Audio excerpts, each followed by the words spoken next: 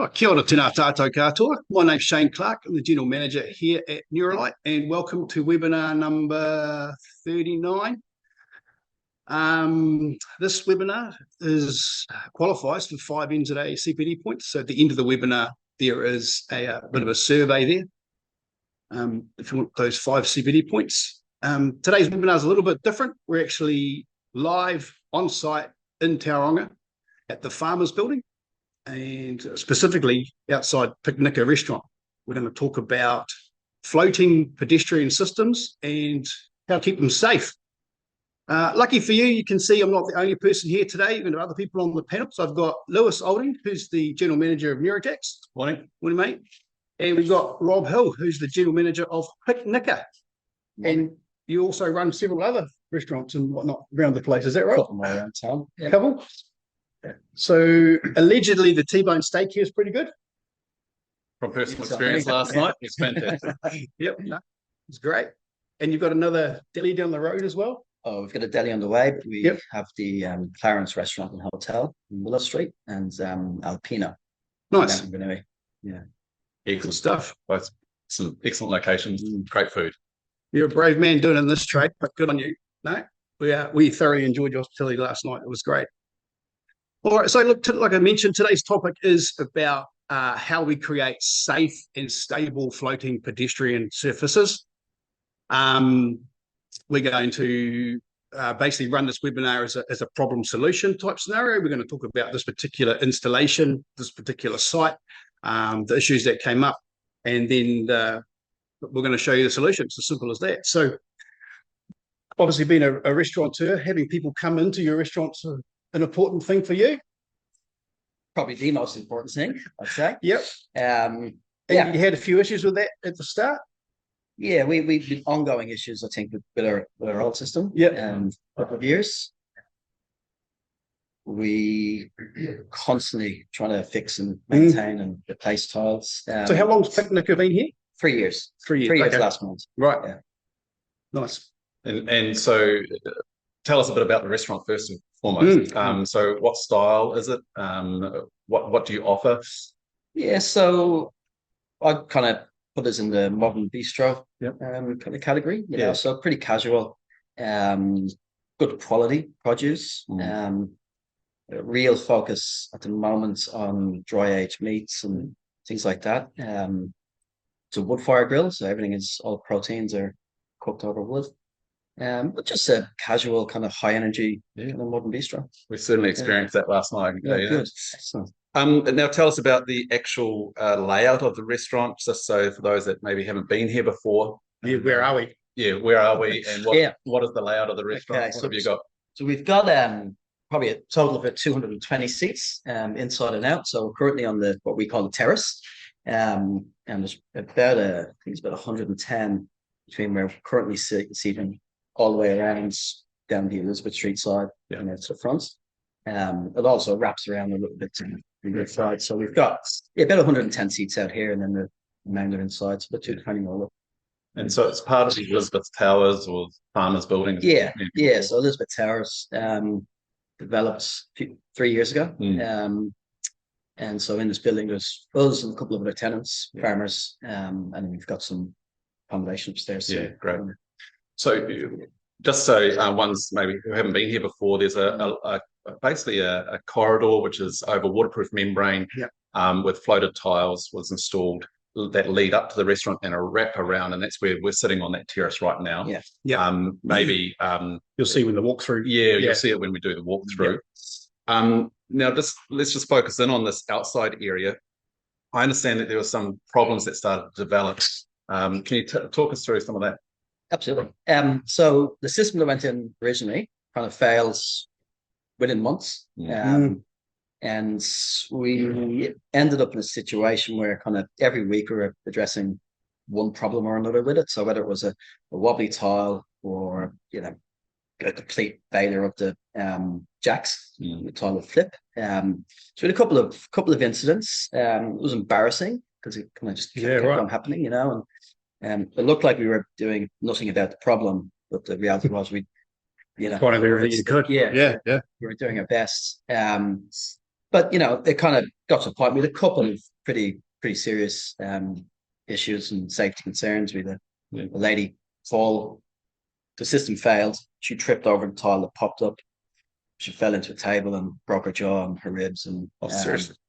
Yeah, so it was really bad. But it was kind of, for me, it was just this ongoing problem, and it was it reflected poorly on our brands and as operators and restaurateurs, and and it almost got to a point where we just lived with it because we weren't sure where else to go. Yep. I was talking to your staff earlier today, and they were just saying how it was constant, that they actually almost were starting to get a bit afraid to walk over the surface because they didn't know what was going to happen. Yeah, totally.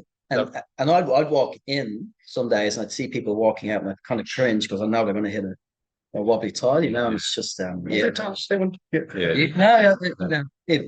we got to a point where we had road cones around the problem areas, and all the while we were constantly working on it and fixing it and repairing it, but it just kept giving up. So I'll just cut in a little bit there, if I Shane, just to say what that system was. Was it originally? So what it was a pedestal that wasn't a Nuragrid. It was a competitor's pedestal. I won't name who it is. And what was happening is that pedestal wasn't locking in place. It was actually slowly, as it got trafficked, it was slowly compressing, and that will cause the tiles to become unstable. And then as they were unstable, the pedestals would move. And also, because the tiles were now only supported by one or two edges, they became weaker, and so they would break. And that's what was causing the failures.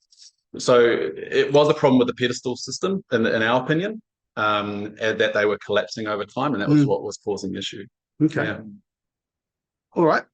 So Lewis is going to give us a bit of an illustration of what's happening down there. And that's before we do. If you want to flick to presentation mode, Jim, and we're going to run our first poll. I mean, I guess for people who are live in the audience, you can raise a hand or not, I guess.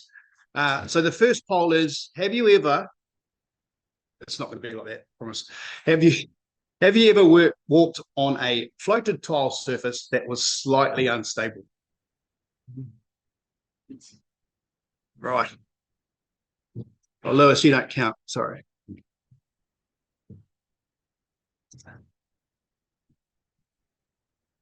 Yeah, so we've got about a 65% positive response from the people online. So now we've had about 80-90% response here.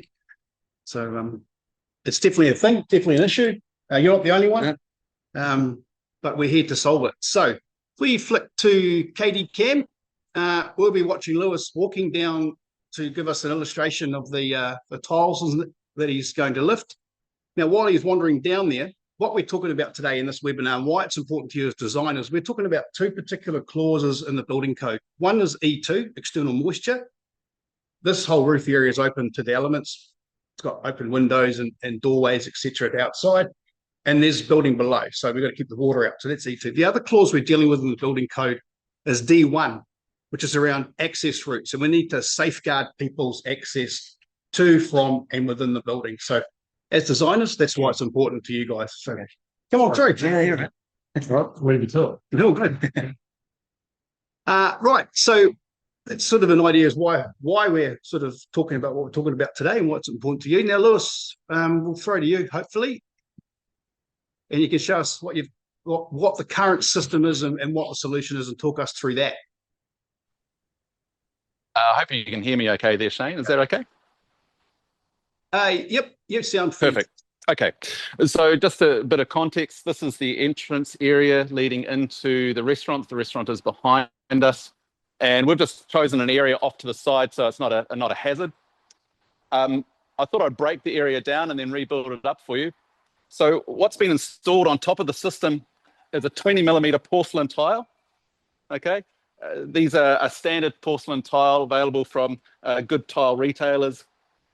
They have a break strain of around about 500 kgs per square centimetre, there or thereabouts. And so they're more than capable of being put on a good pedestals type system.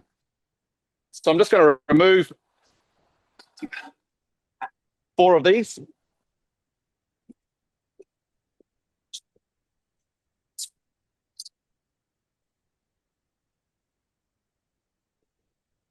And as I remove them, you can see these ones aren't glued down or anything. They're just, it's still a floated system, still a raised and removable system.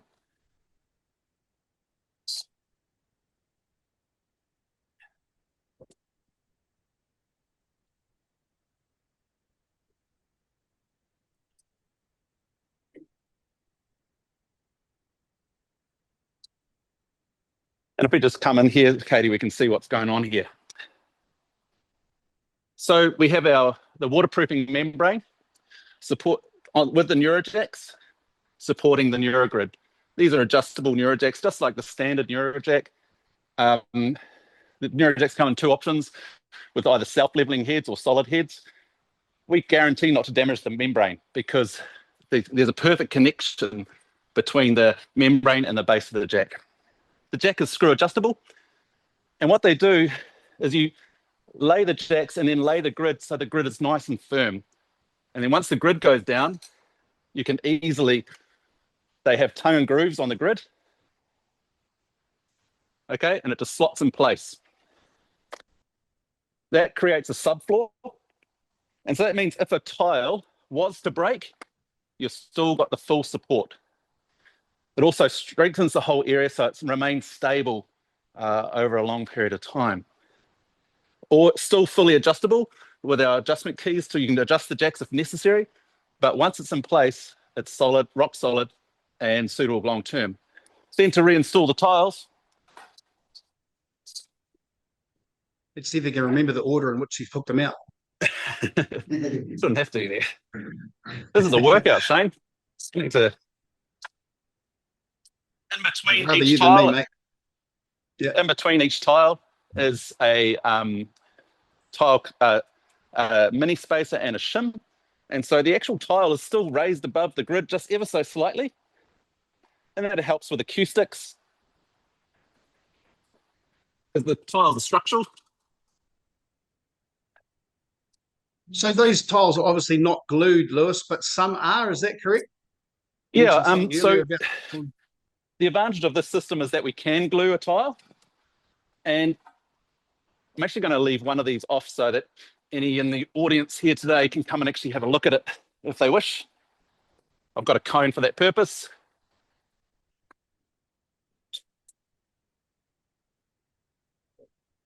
Safety first. So, as I say, none of those are glued down, Shane, but I'd like to just take you to two areas where the contractor has chosen to glue the tile to the grid. And there's a couple of really important reasons for that.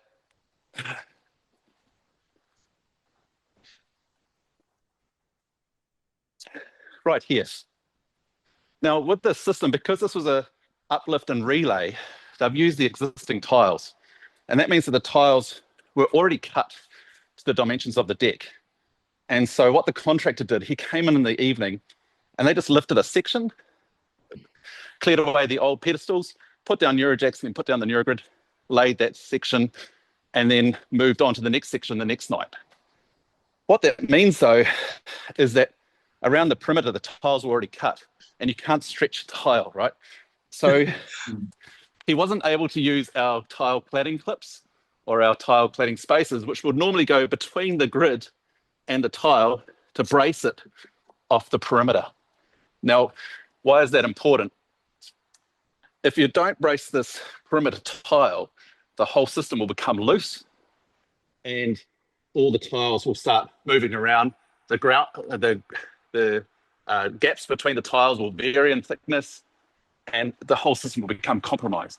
So what we've done here is around the perimeter, these tiles have actually been glued in place.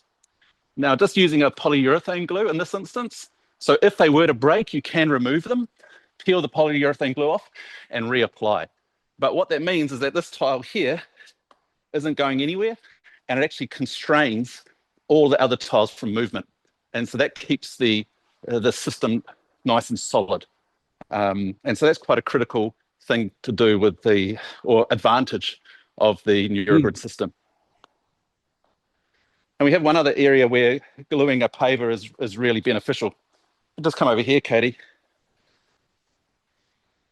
Now, for those that are familiar with Nurajacks, you'll know that the heads on top are about 105 millimeters in diameter.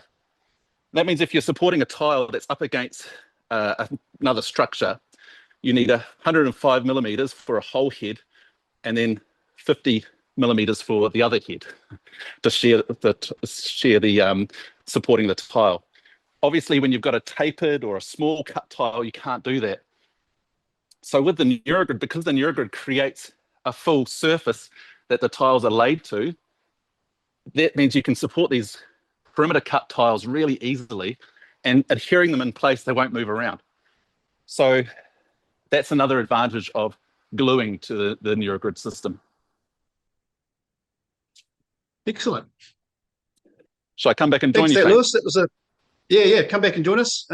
Yeah, we'll just watch you walk back, shall we? No, thanks, Lewis. That sort of gave us an insight as to what the solution was, and I hope for those viewing sort of got a bit of a real sort of insight as to what was actually done on site.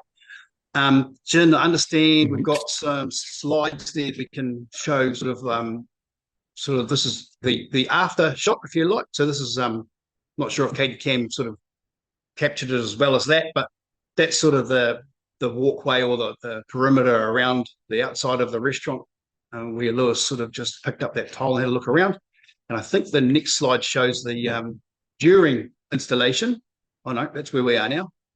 So this is obviously the during the work, and I understand they came in at night. They didn't disrupt you too much, hopefully.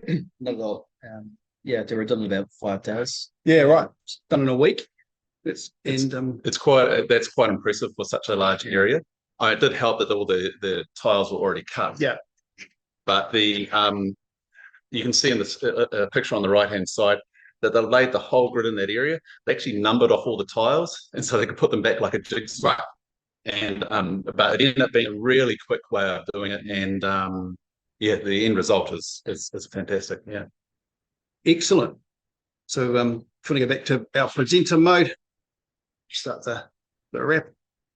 So are you happy with what you got now? I love it. Yeah, all good. Yeah, it's been great. Funny thing, it's just a simple thing, like walking on a solid floor, you know? You use the problems and all the rest, and that's been great.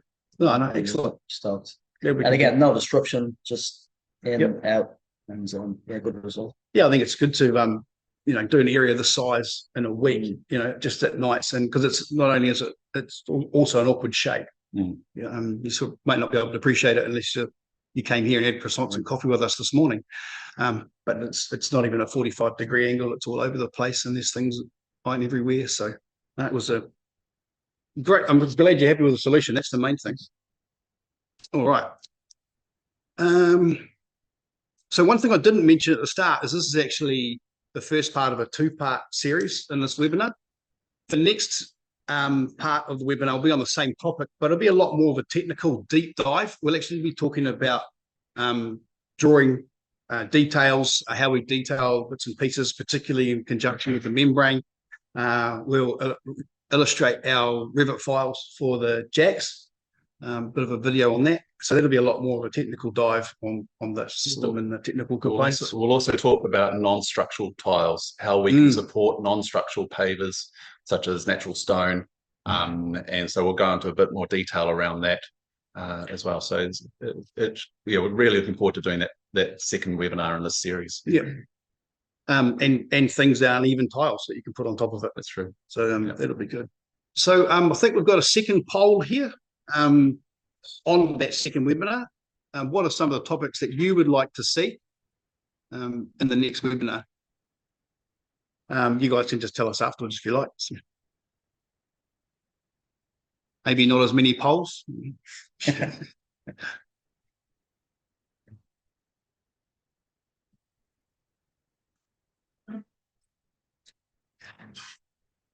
Excellent.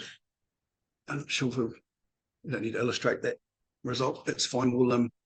Well, you'll see the results in the second webinar, so that's great. We've got a couple of minutes left. We're going to go to the Q&A section. Now, one thing I also forgot to mention, but some of you have already done it. That's great. There's obviously a Q&A function at the bottom of the webinar. Feel free to ask a question.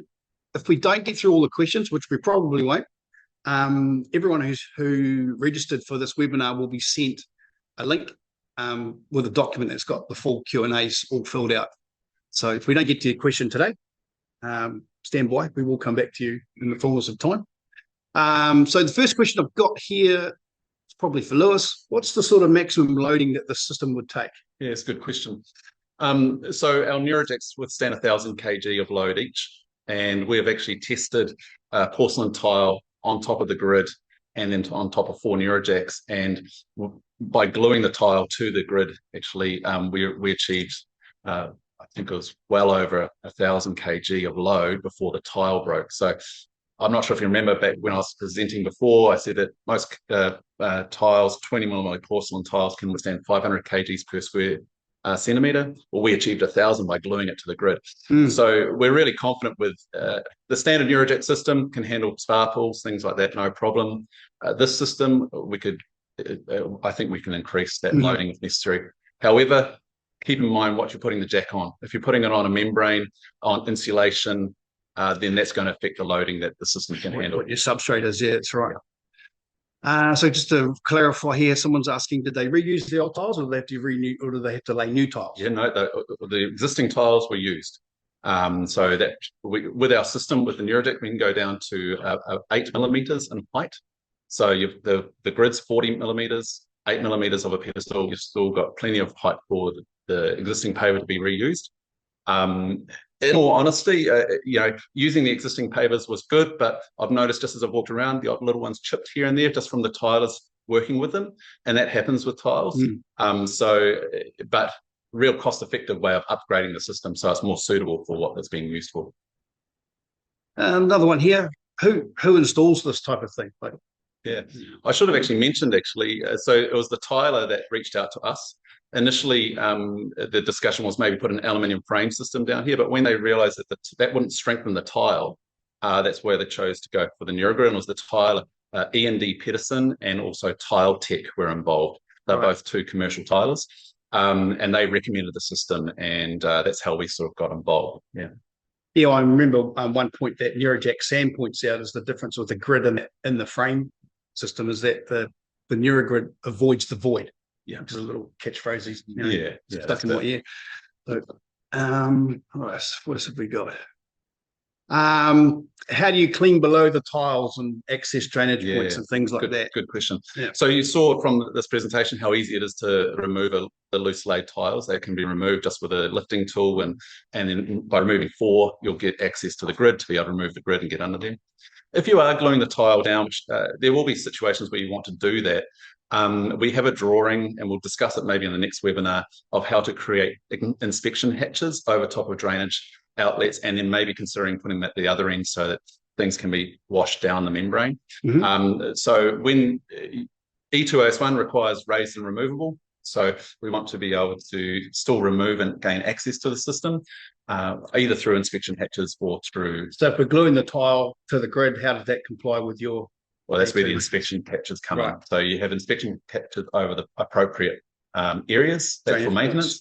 If there was ever a problem, you can definitely remove the whole system. Okay. And can the Nuragrid be cut to shape? Yes, it is. And it's important that you lay the grid right out to the perimeters of the deck so you get full coverage. And it's just cut with a saw or a skill saw or something like that on site. What is the grid made of? It's polypropylene. But it's made from at least 80% recycled plastic, and that's post-consumer recycled plastic. All Nurajects are made from at least 80% post-consumer recycled plastic. So that's where some of your milk bottles are going. Excellent. Some of these questions are just doubling up, so excuse me while I proofread for them. Is it made in New Zealand? No, it's an Italian system made in a little place called Padua, which is in between Venice and Bologna.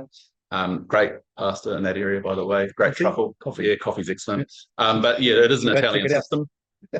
Not quite as good as coffee here, but it's an Italian system, and Nurajects are an Italian system we've been supporting for nearly 20 years. Excellent. All right, well, I've just about had you all captured for 27 minutes, so we'll just do a quick wrap up. So today we spoke about a quick problem solution scenario using the Nuragrid as the solution. The problem was walking on a floated pedestrian surface that was unsafe and caused the restaurateur a few issues. We've now been able to resolve that issue. So, like I said, this is the first part of a two-part webinar. The next part will be a lot more of a deep dive. We talk more technical about loadings and details and things like that. So that is us for this webinar. Unless I've left anything out. Unlike me. Thank you, Rob. Thanks for joining us. Yeah. Thanks for the wonderful meal last night, and and thank you to everyone who's here today. We really appreciate you coming out and joining us for this. And we're looking forward to maybe having another coffee and a croissant with you afterwards. So thanks for coming. Great. And we're just going to finish up with the last poll that if you're working on a project at the moment and you'd like someone from the team to follow up, we will. And like I said, at the end, the NZAA survey will be sent out to you to fill in for your 5 CPD points. All right, that's us, that's Nuralite, that's Nurajack, that's Picnicka. Thanks very much for joining us on the webinar. We'll see you on the next one. Thanks, guys. See ya.